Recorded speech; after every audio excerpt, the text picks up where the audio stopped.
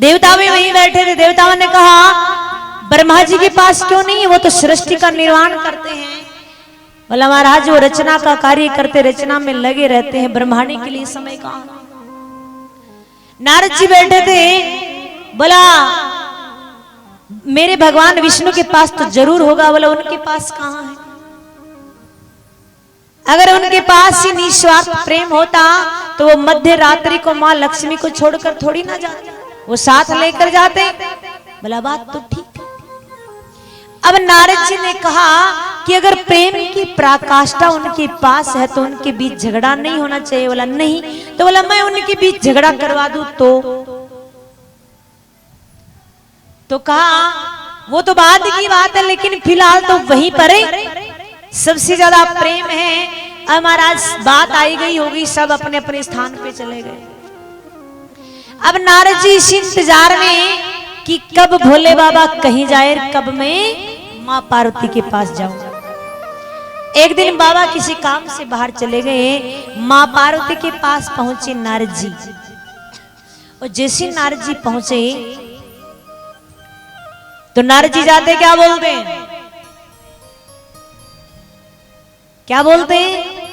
नारायण नारायण नारायण। बोलिए आप भी, भगवान का नाम निकल रहा मुख से, इतनी कंजूसी, जोर से। जैसे हो गए मां पार्वती ने कहा आइए नारद जी, कैसे आना हुआ, बड़े दिनों दिखाई दिए हो, क्या बात, कहाँ गए हुए थे? कहा मैया अन्नी कोई बात नहीं, आजकल मैंने आना जाना छोड़ रखा। बोला क्यों? बोले सब स्वार्थी हो गए, कहीं निस्वार्थ प्रेम नहीं है। अब जब इतना कहा निस्वार्थ प्रेम कहीं नहीं है, मैया पार्वती बोली अरे नारद जी आपके बाबा के बीच हमारे बीच में तो इतना प्रेम है, इतना प्रेम है, पूछो ही मत। नारद जी ने कहा अच्छा। बोले हाँ इतना प्रेम है नारद जी कि आपके बाबा मेरे से कुछ नहीं छुपाते हैं। नारद जी ने कहा देखिए माता, बाबा ने कुछ न कुछ जरूर छुपा रखा है। बोले ना ना कुछ नहीं छुपा रखा, क्योंकि गुरु मंत्र जो होता है वो गोपनीय रखना होता है, किसी को बताना नहीं होता। आपके बाबा ने तो मेरे को वो भी बता दिया, इतना प्रेम करते मेरे से। अब नारद जी ने कहा अच्छा इतना प्रेम करते हैं तो फिर तो आपको अमर कथा भी सुनाई होगी। ओ महाराज अमर कथा का नाम आया। मां पार्वती ने कहा ये अमर कथा कहां से आ गई? नारद जी ने कहा देखो मैंने कहा था ना, ये पुरुष कोई न कोई बात जरूर छुपा कर रखते हैं। अब महाराज मैया तो क्रोध में, ये अमर कथा क्या है, मेरे को क्यों नहीं बताई, इसका मतलब मेरे से प्रेम नहीं करते हैं, ये तो बाहर भी दिखने में भी काले, अंदर से भी काले। और महाराज मैया तो गुस्से में लाल। बाबा का आना हुआ और आज तो द्वार पे कोई लेने नहीं गया, ना कोई आव भगत हुई। बाबा आए, मां पार्वती को देखा, देखकर कहा देवी गणेश और कार्तिक कहां है? मैया ने कहा होंगे कहीं, मेरे को क्या पता, मैं पीछे पीछे घूमती हूँ क्या? बाबा थोड़े चुप हो जाते हैं।